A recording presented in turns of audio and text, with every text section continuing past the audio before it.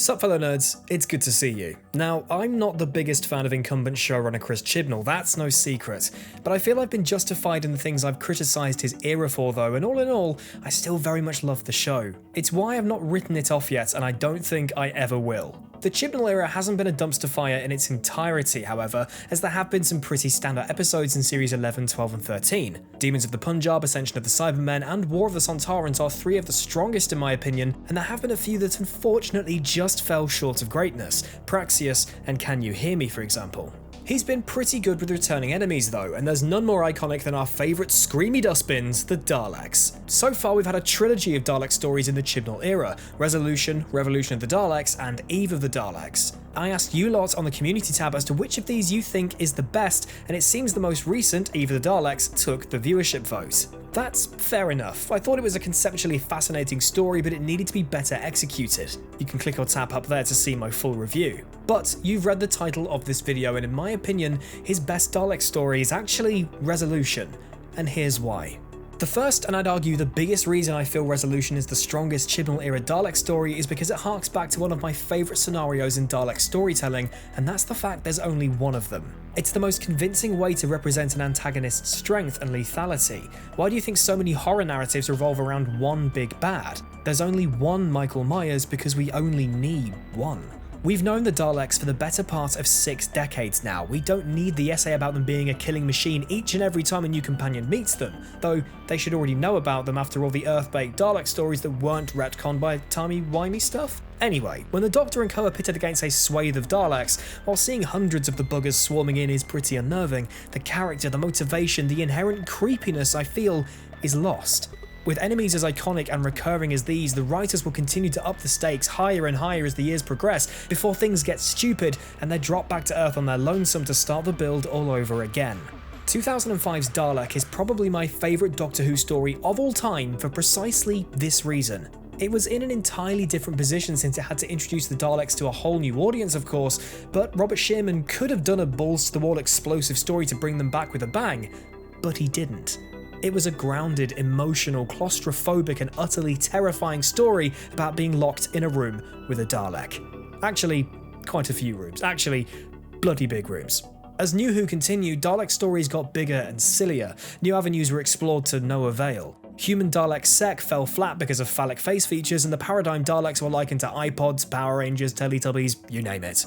Dalek stories fluctuated in quality, and as we edged ever closer to Doctor 13, and once her first series was done and dusted, it was time to bring the Daleks back to square one. Enter Resolution. Series 11 was polarising.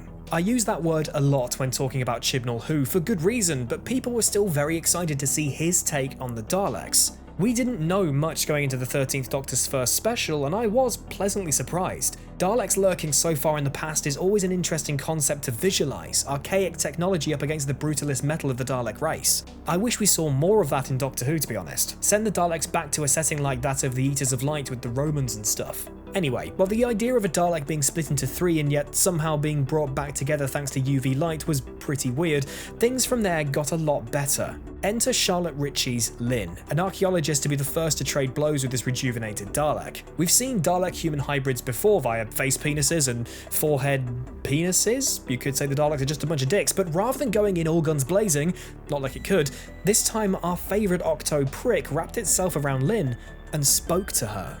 We've seen horrific transformations and grisly deaths in Doctor Who before. Dr. Constantine still creeps me the f*** out, but seeing this creature enveloped around an innocent character who is simply in the wrong place at the wrong time is one of the best creepy things we've seen in Doctor Who for a long time.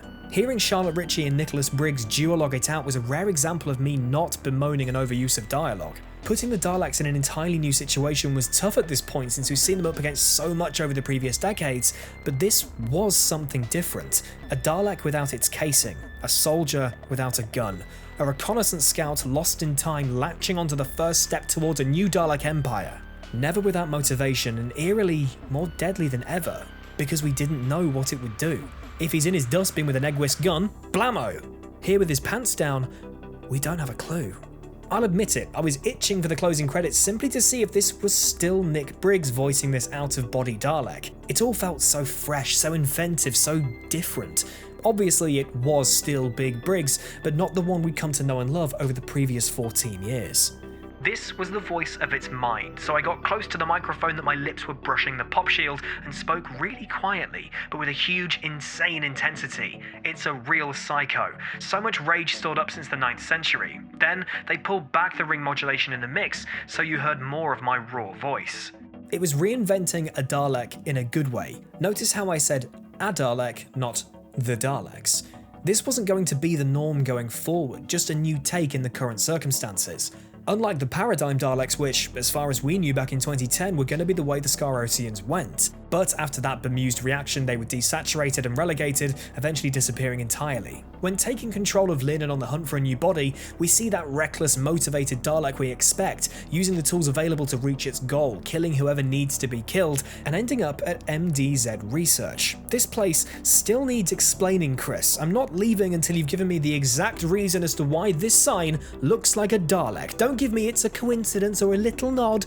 This is actually serious. And this is also where Resolution begins to lose steam. Hey, I didn't say it was perfect. The rebuilt Reconnaissance Dalek does look a little bit wacky, but it was supposed to. Daleks have no concept of elegance, don't forget, so it was bound to have forgotten how cool Daleks look after centuries in bits.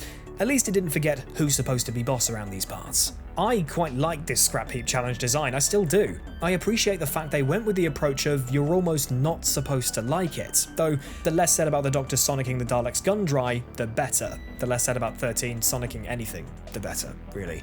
Then, along with the folks over at DNEG smashing it in the effects department, Dalek boobs retract to reveal missiles to blow stuff up, because why the hell not? Another aspect of Resolution, though not Dalek-y in the slightest, that was pretty touchy and relatively well executed was the return of Ryan's dad, Aaron. When he wasn't trying to pie off microwaves to people, he was getting a mouthful from his abandoned son. Ryan was a massively unrealised companion, definitely a duller note in the already dull book of Chibnall overall, but he did have some redeeming moments, this being arguably his best. For someone who spent most of his time simply pointing out the obvious and having selective dyspraxia, Ryan's verbal beatdown of his dad was something we all needed to see and hear, not only for getting to see his shitty dad torn to pieces on screen, but also so we saw Ryan actually doing something for once. Resolution definitely starts to grind to a halt from here onwards, with the Dalek yeeting itself off to GCHQ in attempts to contact Skaro, the Doctor and co desuiting it with Aaron's stupid microwave, and Ryan suddenly having a change of heart when Dalek Daddy-O is almost flung into a supernova. It definitely had a strong build-up with a naff payoff. However, that bit is irrelevant to why I feel Resolution gets overlooked by, based on your votes, either the Daleks. Resolution did something that was needed for many years, and that was make the Daleks scary again. Their track record of meh plots, comedic application, and just general dumb stuff detracted from the despicable that lied beneath. Resolution brought that right back to the surface, and I really think it gets overshadowed because that bastard got melted by a pissing kitchen appliance. Revolution of the Daleks could have been an incredible start to a new Dalek civil war, and as a Remembrance of the Daleks fan, that's all I wanted to see. But it was tainted by wank dialogue, a surprising lack of Dalek, and Grace's f***ing ghost! Eve of the Daleks, as said, was a great concept, not well realised, and that's why Resolution sits atop the podium for me. Go back and watch it again, and I hope you can all understand what I mean. More naked Nick Briggs, please. No, not like that. If you enjoyed this video and want to see more, then please do subscribe to my channel and follow me on Twitter at PickupChangeToe. Legend of the Sea Devils is landing soon, so stay tuned for my review pretty soon after. Thank you so much for watching, I really mean it, and I appreciate each and every one of you for being here. Take care of yourselves, and I'll see you very soon.